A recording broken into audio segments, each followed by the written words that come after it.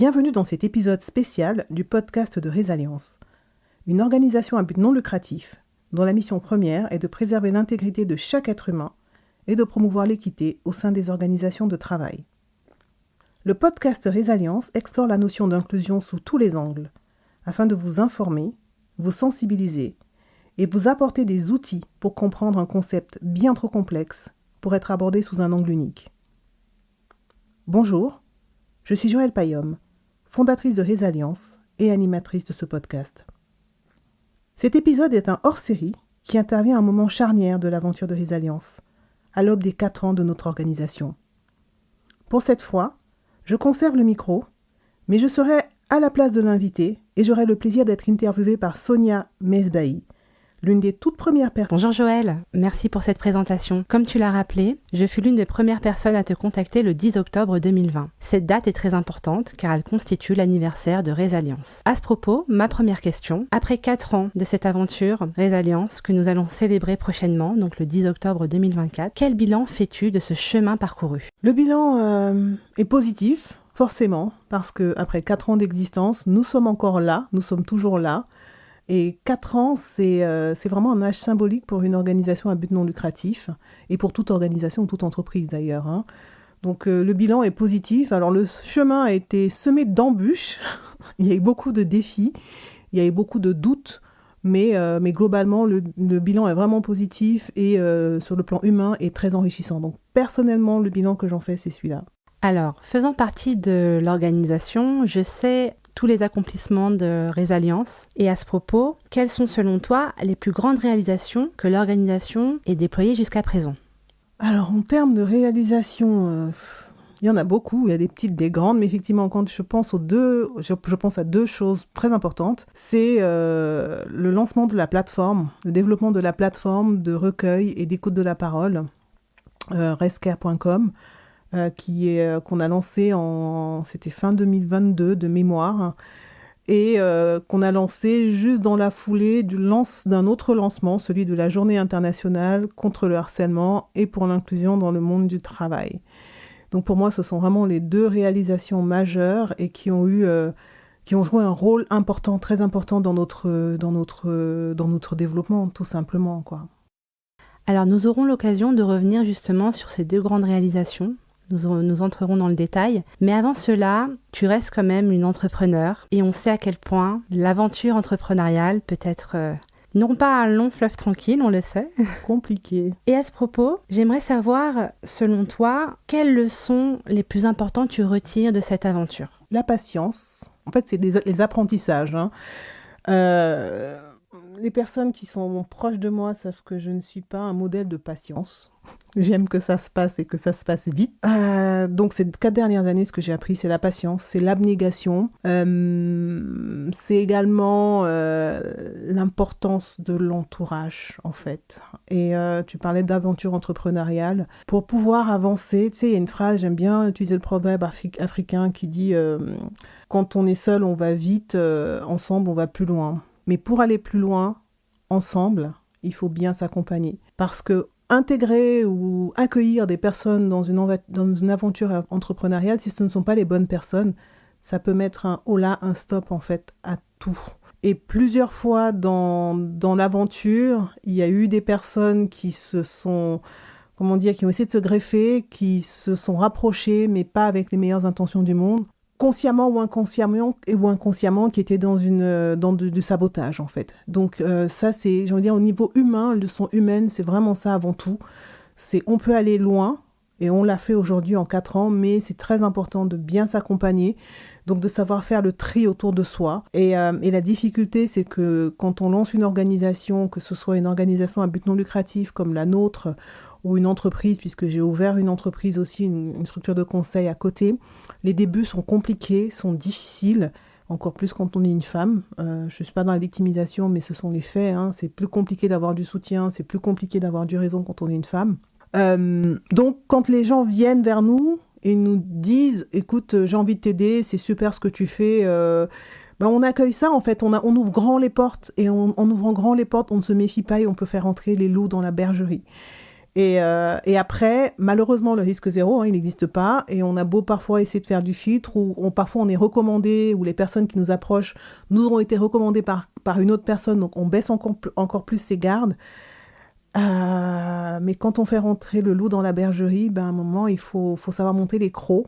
Donc il faut savoir taper du poing sur la table pour défendre son organisation.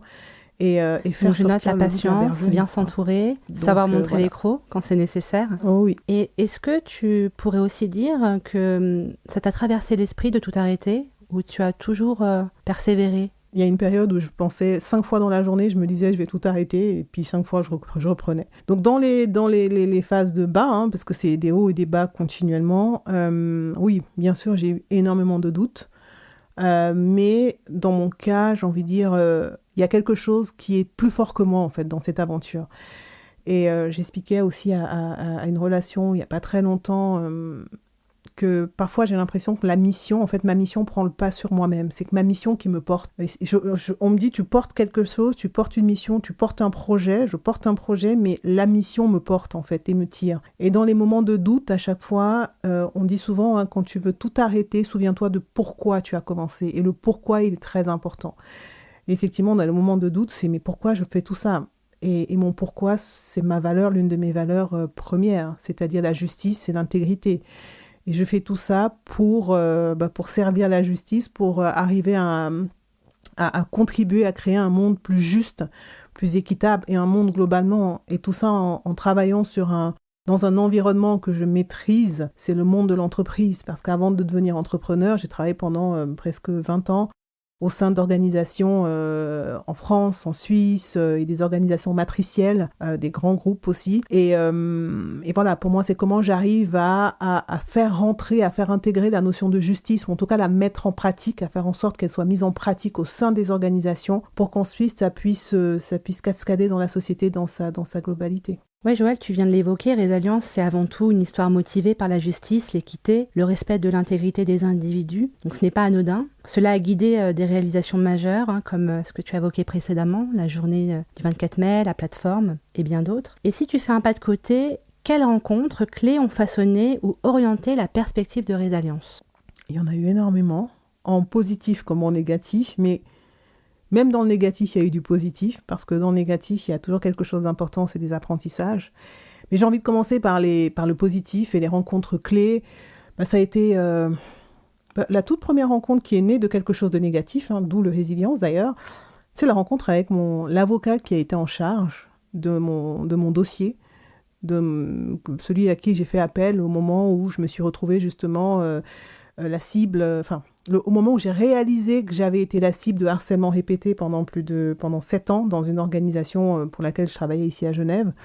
Et j'avais demandé, ne connaissant personne, justement complètement démunie, j'avais appelé un de mes voisins de l'époque en lui disant « Écoute, il m'arrive un truc bizarre au travail.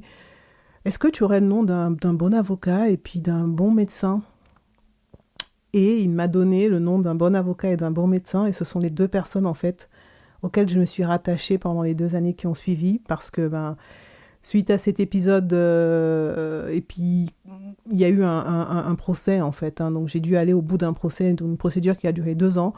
Et je me suis raccrochée à mon avocat et à mon médecin généraliste à l'époque, qui faisait aussi office quasiment de psychologue pour moi. Donc voilà, c'est d'un épisode très douloureux, une relation, un voisin avec qui j'avais une relation amicale m'a mise en contact avec ces 2 personnes.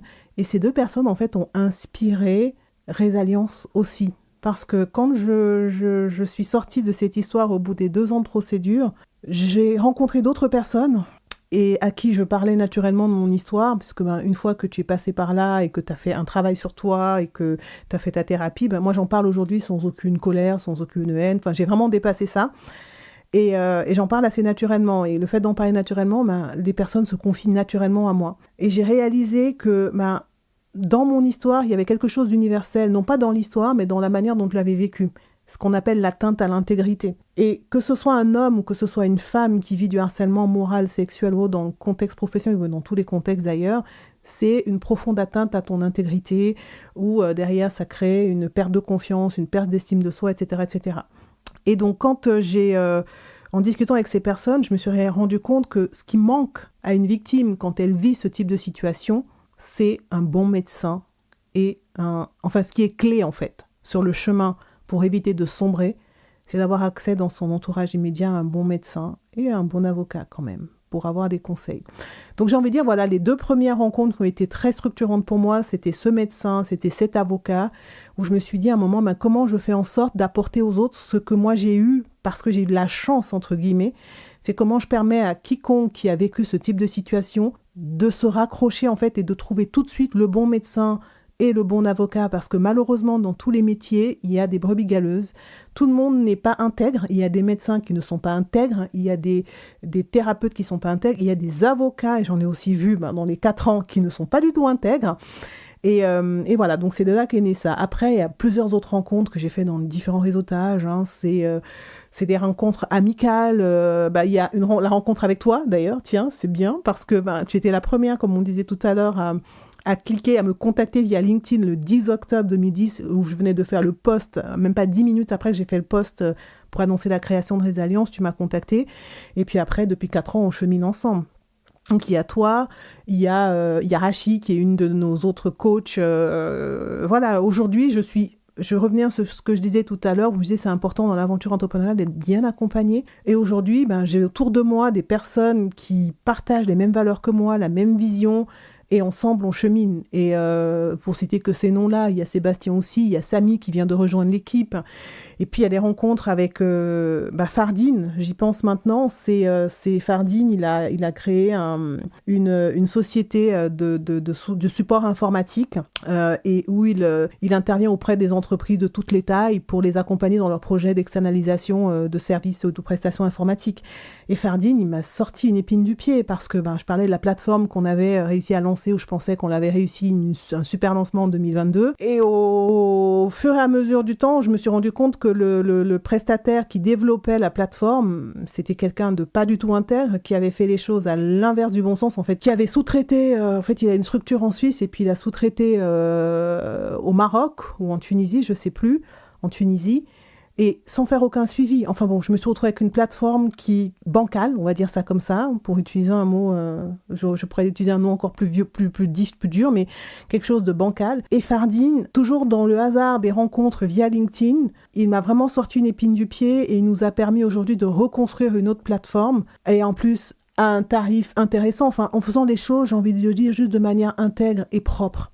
Alors que cet autre premier prestataire, c'était juste un abus de confiance. Et ce prestataire m'avait été conseillé par un avocat. Donc c'est pour ça que je reviens sur ce que je disais, que c'est que parfois quand on est dans le besoin, on est vulnérable en fait. C'est tous les vautours de la terre qui vont sentir l'odeur du sang et qui vont se rapprocher. Donc il faut vraiment avoir ou de la chance, ou en tout cas essayer de faire preuve de sens critique. Je ne sais pas comment dire, mais il y a beaucoup... la chance joue aussi pour beaucoup.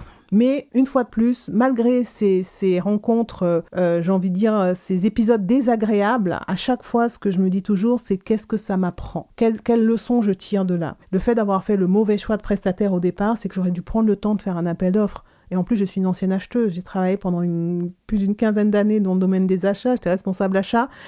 Mais tu sais, ce qu'on dit toujours, c'est que le cordonnier est toujours le plus mal chaussé. Et quand il s'agit de mon organisation, j'étais tellement pressée de pouvoir mettre sur le marché cette plateforme, cette solution où je voulais que tout le monde puisse avoir accès. Et j'étais portée par ça, et étant toute seule, si j'avais eu un partenaire d'affaires ou une business, quelqu'un avec moi, peut-être que la personne à côté m'aurait dit, écoute Joël, avant, oui, t'as les idées, mais prenons le temps de... Mais voilà.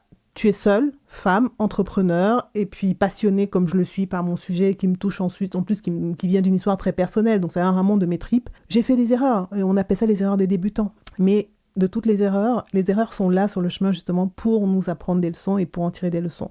Donc voilà, après je pourrais te parler d'autres rencontres, mais j'ai envie de dire, c'est ces rencontres-là qui me viennent en tête, qui ont été vraiment déterminantes.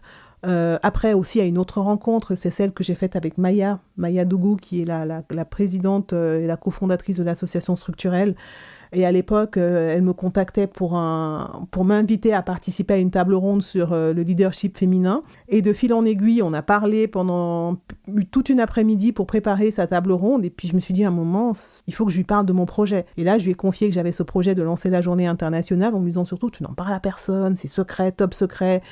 Et d'emblée, elle m'a dit, est-ce que tu veux que je t'aide, qu'est-ce que je peux faire, etc. Et c'est comme ça qu'elle a aussi beaucoup aidé, contribué au lancement de la journée internationale qu'on a fait à Fribourg, dans le cadre des 30 ans de la HEG de Fribourg, dont elle est aussi l'un des professeurs.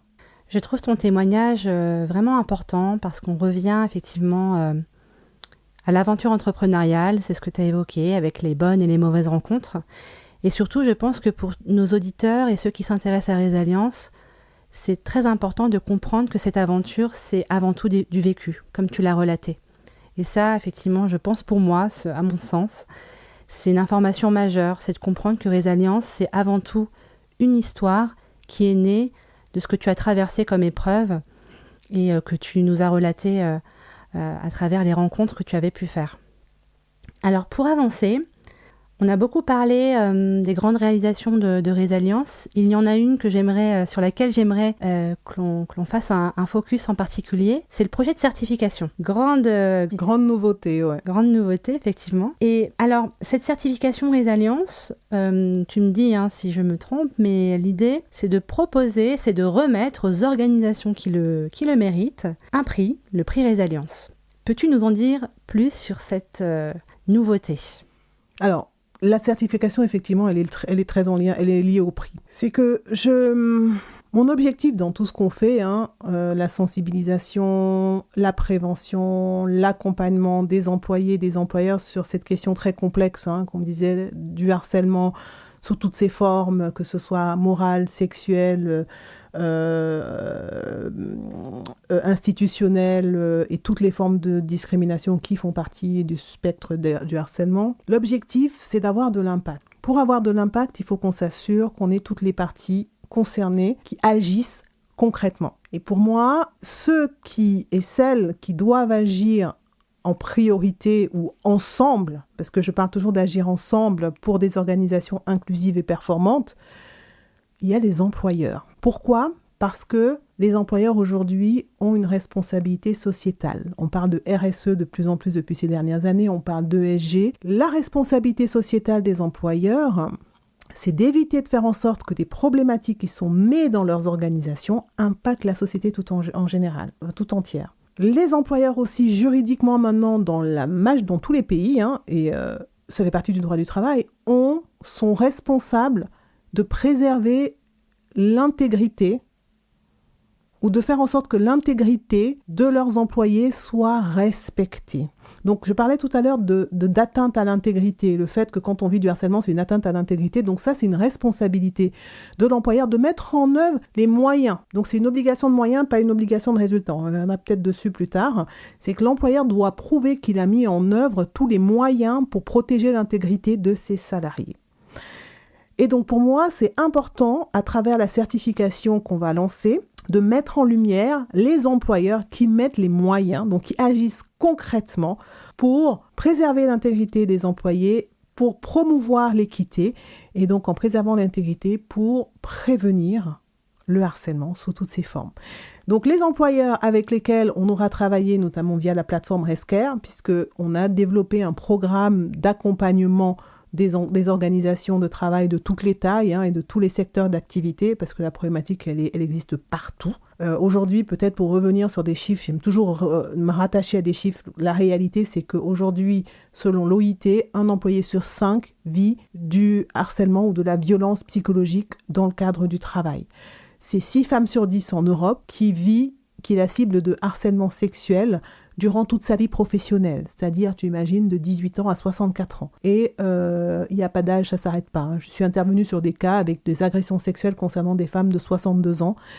Donc, c'est vraiment un fléau qu'il faut adresser. Donc, le but avec cette certification, c'est de mettre en avant les organisations qui font et qui ne sont pas juste dans de la communication. Donc, c'est vraiment une certification qui va reconnaître les organisations méritantes et inspirantes. Donc, en leur remettant un prix, on leur donne également une audience, une estrade, une tribune pour qu'elles viennent expliquer justement d'où elles sont parties, quels ont été les défis et comment elles ont surmonté ces défis-là pour inspirer justement d'autres organisations pour montrer que oui, le sujet, il est hyper sensible, on le sait, mais c'est une problématique humaine avant tout et liée au système, mais c'est une problématique humaine avant tout.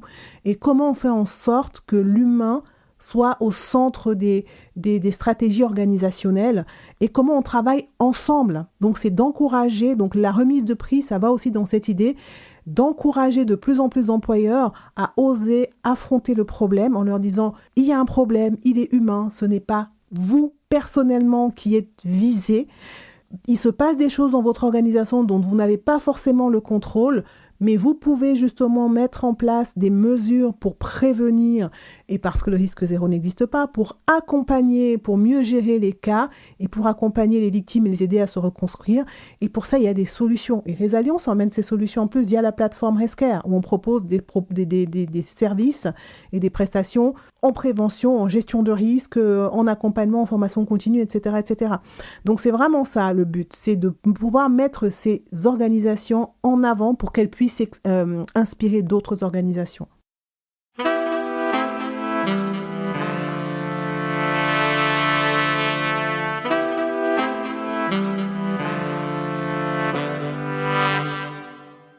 Alors sur la certification, c'est indéniable effectivement que ce sera plus que nécessaire pour les organisations de démontrer, comme tu l'as évoqué, qu'elles font preuve de moyens, enfin qu'elles déploient les moyens pour assurer le bien-être de leurs salariés.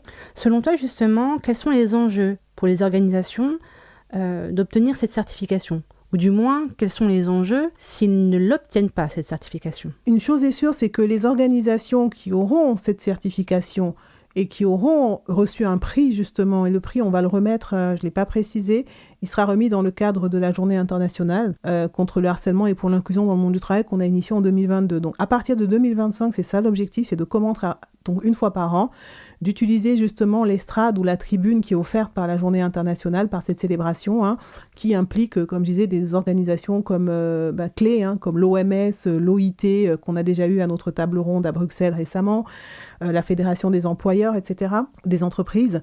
C'est donc de pouvoir être perçu comme un leader justement sur ces questions-là. Donc les employeurs qui vont venir et qui vont recevoir une certification et qui vont recevoir surtout un prix, parce qu'il y a deux choses, il y a la certification, il y a les étapes, et une certification ça prend du temps, ça fait partie justement d'un programme. Mais la remise de prix qui va suivre la certification, même déjà la certification en fonction des niveaux, parce qu'on va définir différents niveaux, enfin, on ne va pas rentrer dans le détail de qu'est-ce que c'est qu'un audit, etc. Ici, ceux qui seraient intéressés, nous contacteront, mais en gros, il y a différentes étapes, il y a différentes phases, et puis ça aboutit pour celles qui sont allées le plus loin possible, à un prix qui est remis, et ce prix-là permet de montrer justement son rôle de leader. Et ce qui est très important pour moi, c'est de donner la parole à tout le monde. C'est-à-dire que c'est pas forcément des organisations qui ont pignon sur rue qu'on va pouvoir voir sur nos tables sur le 24 mai. C'est toutes celles à qui on aura vraiment travaillé et justement qui n'ont pas forcément la force de frappe marketing, et en fait que ça n'intéresse même pas forcément justement d'être dans des publications, etc. Donc moi je négocie en fait avec ces clients, parce que ce sont des clients aussi de la plateforme Healthcare, pour leur faire comprendre que c'est très important qu'elles parlent, même si elles n'ont pas besoin de parler, parce que quand elles agissent justement pour prévenir le harcèlement, c'est pas pour être bien vues de l'extérieur. Souvent, il y en a beaucoup, je pense à plusieurs, notamment dans le monde du luxe, des montres, etc., qui ne veulent pas que ça se sache ce qu'elles font parce que, voilà, c'est pas du marketing pour elles, en fait. C'est normal, ça va de soi. Donc moi, je négocie ensuite avec ces organisations pour leur dire si, il faut venir, il faut vous montrer un peu parce que vous allez en inspirer d'autres. Et donc, on le fait de manière vraiment très authentique. Donc, l'enjeu, j'ai envie de dire, c'est pour moi, l'enjeu, en fait, il est pour Resalience et pour la société d'arriver à attirer et à faire en sorte que ces employeurs qui agissent, parlent. Parce que ce qu'on voit aujourd'hui, on entend surtout des entreprises qui font peu, qui font beaucoup de washing, que ce soit sur la partie écologie ou maintenant on parle beaucoup de diversity washing, et qui font beaucoup de washing et qui, elles, prennent la parole pour dire oui, on fait ci, on fait ça, mais en fait, quand on creuse un petit peu ou qu'on va sur Glassdoor et qu'on voit les avis, on dit bon, ok, d'accord. Donc, c'est ça, en fait, pour moi. C'est comment est-ce qu'on arrive à faire intervenir celles qui font concrètement et qui peuvent venir nous parler en toute authenticité justement des défis qu'elles ont rencontrés. C'est pas juste le pot final super, on a fait X ateliers, on a embauché 50 femmes. J'ai des organisations au sein desquelles les femmes sont en majorité, elles font 50-60% du staff, mais dans ces organisations, il y a du harcèlement sexuel, il y a du harcèlement moral, donc elles sont pas plus inclusives. Elles sont diverses, certes, mais pas plus inclusives. Donc c'est vraiment ça pour nous. C'est l'enjeu, c'est mettre en avant ce qui marche pour montrer aux gens qu'ensemble, on arrive à avoir un impact et ensemble, on peut transformer le monde du travail profondément.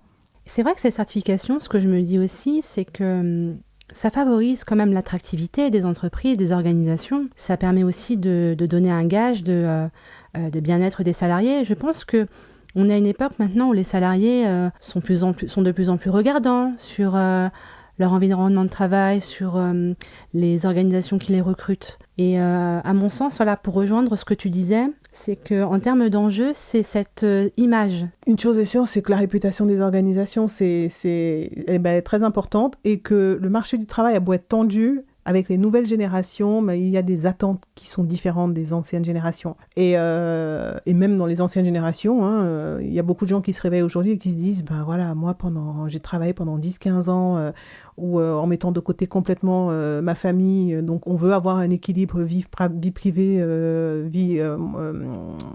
vie professionnelle, etc. Et on est maintenant attiré par des organisations qui vont pouvoir nous permettre d'avoir cet équilibre et qui vont respecter notre intégrité.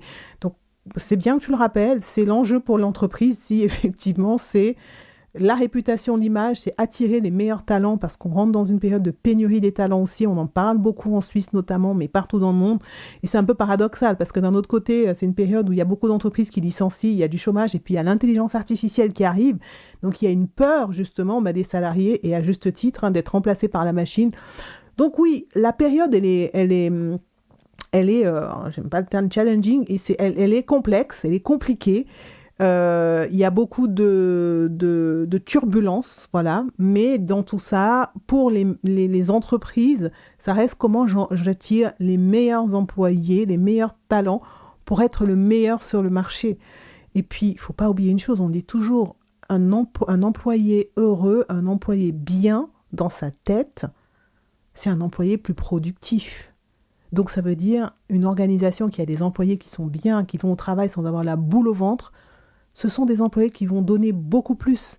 Et donc c'est une organisation qui va être beaucoup plus performante. Donc l'enjeu, c'est l'attractivité et la performance au final. D'ailleurs, Joëlle, on peut le préciser, Résalliance a assez de recul pour pouvoir exprimer cet avis, ce regard sur la société, sur tous les secteurs. Puisqu'on intervient sur différents secteurs, que ce soit le public, le privé. Tu parlais du secteur du luxe, on peut aussi parler du secteur médical. Donc, ce que l'on évoque là, voilà. Non, mais c'est vrai, en plus, oui, on parlait dans les réalisations. Alors, quand tu m'as parlé des grandes réalisations, j'ai parlé de la plateforme, j'ai parlé de la journée internationale, mais j'ai oublié de parler de l'accompagnement, en fait, de nos clients. C'est qu'en 4 ans, effectivement, on a accompagné beaucoup d'organisations et de secteurs différents. Il y a l'éducation, mais l'éducation, c'est quelque chose qui est venu... Alors, nous, on prévient, on travaille sur l'accompagnement, la prévention du harcèlement dans le monde du travail. Mais très rapidement, il y a des organisations du monde de l'éducation, des écoles qui sont venues nous chercher pour faire de la sensibilisation et à juste titre parce que tout démarre par l'éducation. Donc, on a accompagné des écoles, des universités, organisations dans le monde du luxe, organisations dans le monde privé, des entreprises privées, des entreprises du domaine public. Donc oui, une grande variété d'entreprises et de tailles. Toutes les organisations sont impactées, sont concernées et chacune a avec des contraintes qui leur sont spécifiques. Je le dis toujours, on peut pas On ne parle pas à une banque comme on parle à une entreprise, une banque à Genève comme on parlerait à une entreprise dans le fin fond de la province en France ou autre. Il faut toujours avoir une approche en fait adaptée. Il faut comprendre le secteur d'activité, il faut comprendre les contraintes de l'organisation pour pouvoir lui proposer une solution sur mesure. Donc à chaque fois quand on accompagne un nouveau client, il y a une phase de découverte qui est très importante justement pour comprendre le besoin. Et quand je parle du besoin, c'est souvent le besoin qui n'est pas forcément exprimé. Parce qu'il y a des entreprises qui nous contactent en disant j'ai un problème, il y a du sexisme, etc. Et puis de fil en aiguille, dans un espèce de travail de questionnement, on met le doigt sur d'autres problématiques à côté. Et nous, on apporte justement une solution intégrée en fait. On parlait de l'inclusion sous tous les angles. C'est que l'objectif à un moment, c'est de mettre le doigt sur des problématiques et d'amener des solutions. Les solutions soit en interne Resalliance ou via notre réseau, puisqu'on a un écosystème avec des praticiens dans tous les domaines justement qu'on référence et qui partagent notre vision et qui peuvent nous aider à accompagner les employeurs où qu'ils soient et quel que soit leur secteur d'activité ou leur taille. Donc vous l'avez compris, la certification concerne toutes les organisations, tous les secteurs. Et ma question pour clôturer sur ce sujet de la certification, comment les organisations, quelles qu'elles soient, et de tout secteur, peuvent se préparer à l'obtenir? Première chose, la volonté. Parce que le changement, pour qu'il y ait changement, il faut qu'il y ait volonté de changement. Alors, pas forcément volonté de changement, il faut qu'il y ait volonté de s'améliorer. Et l'amélioration, ça passe par un changement. Et ensuite, nous, on accompagne les organisations dans ce changement.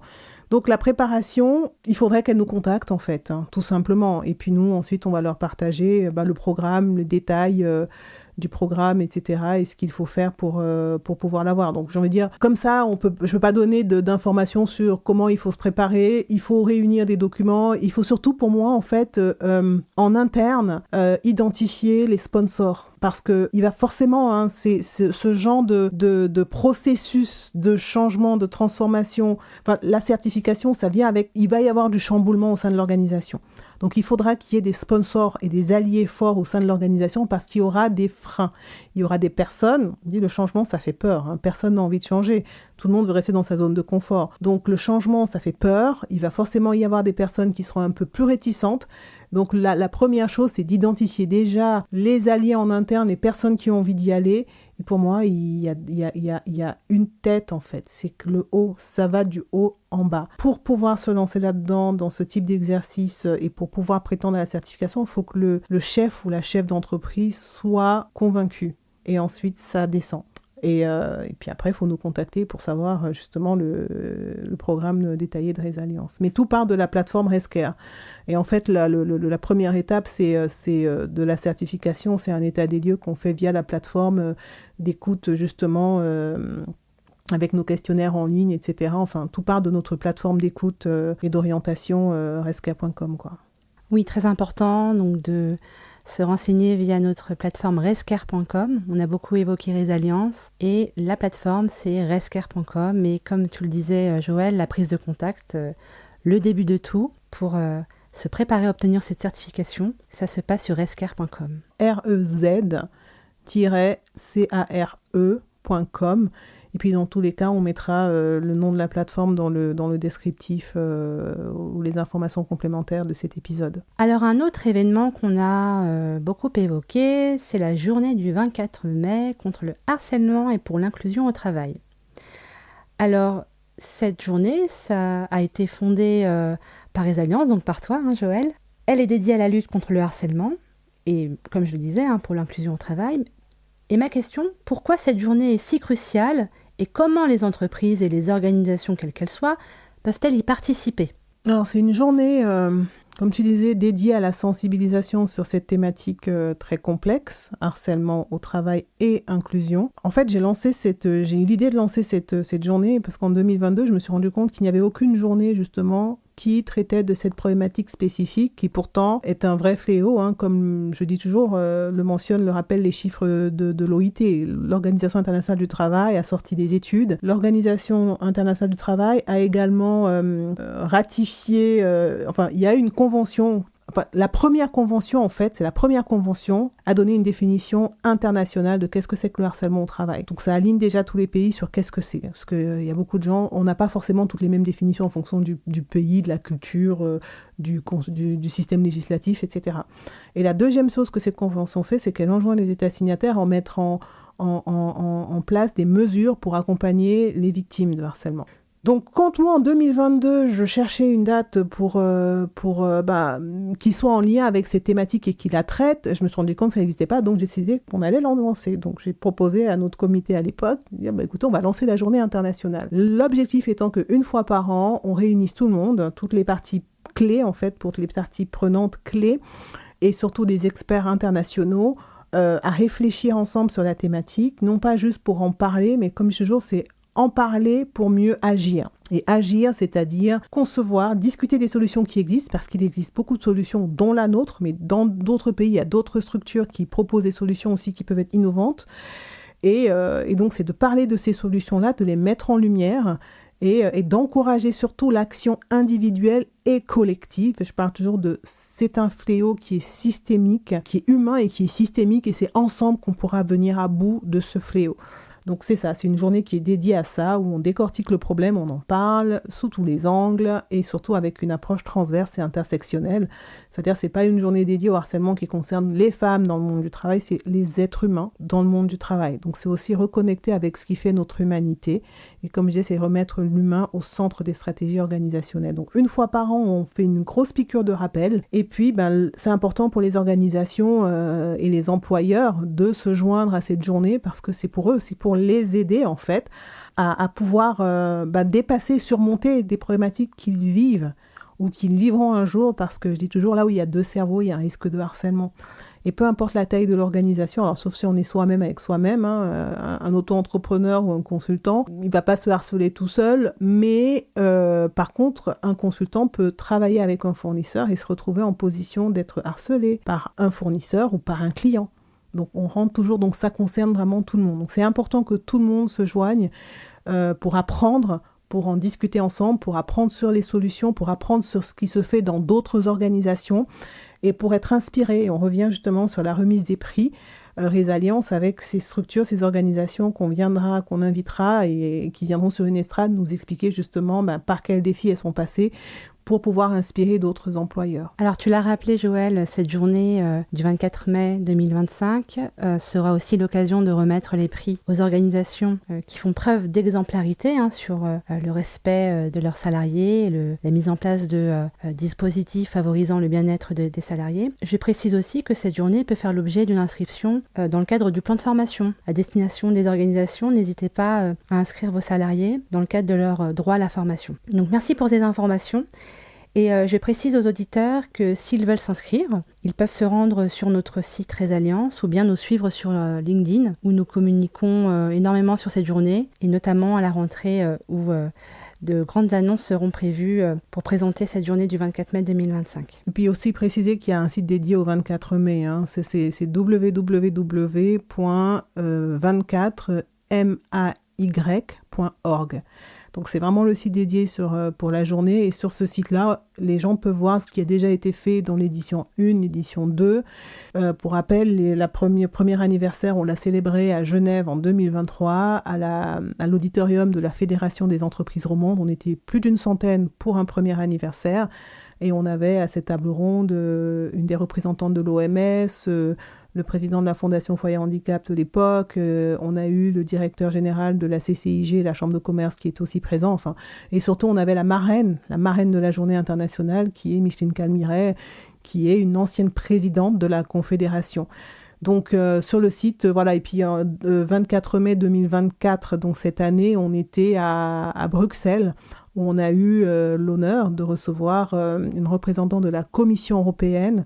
On a eu la directrice Benelux de l'Organisation internationale du travail. On a eu un directeur de la Fédération des entreprises belges. Enfin voilà, à chaque fois, il y a vraiment des personnes qui sont au cœur du système, puisqu'on parlait de problèmes de système, qui sont au cœur du système.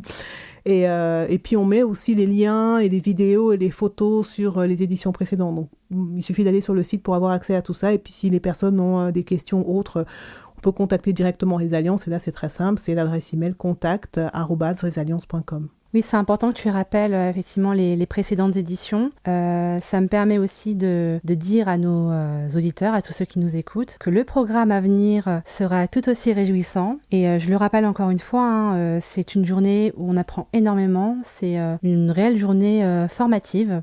Donc n'hésitez pas encore une fois à vous inscrire dans le cadre de la formation continue. C'est tout à fait adapté. Pour continuer à développer tous ces projets, nous ne pouvons pas passer outre les soutiens. Et donc ma dernière question, quel message, Joëlle, souhaites-tu adresser aux potentiels sponsors qui nous écoutent ? Rejoignez le mouvement et l'aventure parce que c'est une belle aventure et on a besoin de soutien et de soutien financier. Le nerf de la guerre, alors on n'a pas beaucoup parlé, pas du tout d'ailleurs dans cet épisode, si un peu avec ce fameux fournisseur qui en gros c'est abus de confiance, voilà. Mais le nerf de la guerre dans tout ça, bien évidemment, c'est les finances. Et Resalience, aujourd'hui, on est subventionné par personne. On est une organisation à but non lucratif. On n'a aucune subvention. De temps en temps, on peut faire des demandes de subvention pour des projets spécifiques, comme quand on a lancé le podcast en 2023 et avec cette série d'épisodes qui était subventionnée par la ville de Genève c'était une commande spéciale pour traiter d'un problème, d'une thématique spécifique. Mais autrement, frais de fonctionnement, etc., tout ce qu'on fait, en fait, on est autofinancé et avec que nos membres. Et c'est pas suffisant. Et là, on passe à une étape vraiment, vraiment supérieure. Aussi, c'est pour ça que je disais, cette année, elle est charnière. On vient de changer notre logo. On vient de rafraîchir, on va dire ça, notre logo. Notre identité visuelle, on l'a fait évoluer. Maintenant, on passe vraiment à une autre phase, à une autre étape. On a tout qui est posé. Mais pour organiser ce type d'événement spécifiquement, ça demande beaucoup, beaucoup, beaucoup d'argent. Donc, le message pour les sponsors, c'est, voilà, vous avez une solution qui est là pour pouvoir vraiment avoir un impact sur la société et pas que sur la société tout entière, en commençant par les organisations de travail. Resalience a développé un écosystème avec les employeurs, avec les chambres de commerce, où on a les employeurs, les employés. Vraiment, on est au cœur, j'ai envie de dire, justement, du fonctionnement. On a des connexions désormais. On a impliqué, en fait. On est allé chercher, on a impliqué les organisations clés. Je parlais de l'OMS, je parlais de l'OIT, je parlais de la Fédération des employeurs. Donc, bref, en gros, on apporte de la valeur ajoutée, réellement. Mais c'est comme tout, on a besoin de soutien et on reste dans une société matérialiste. Faut être très réaliste. On a des idéaux, mais on vit également dans notre temps.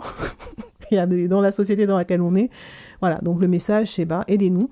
Et puis c'est pas juste aidez-nous, donnez-nous, on fait pas de la mendicité. Comme je dis toujours, j'aime pas quémander, on quémande pas. On amène de la valeur et on a un programme de sponsoring qui est clair, qui est écrit, qui explique justement à quoi va servir l'argent.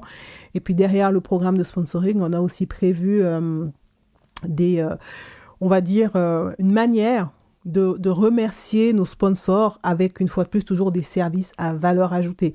Donc, c'est jamais de l'argent de jeter par les fenêtres, certainement pas déjà sur le principe parce que c'est un sujet d'actualité, c'est un sujet de société.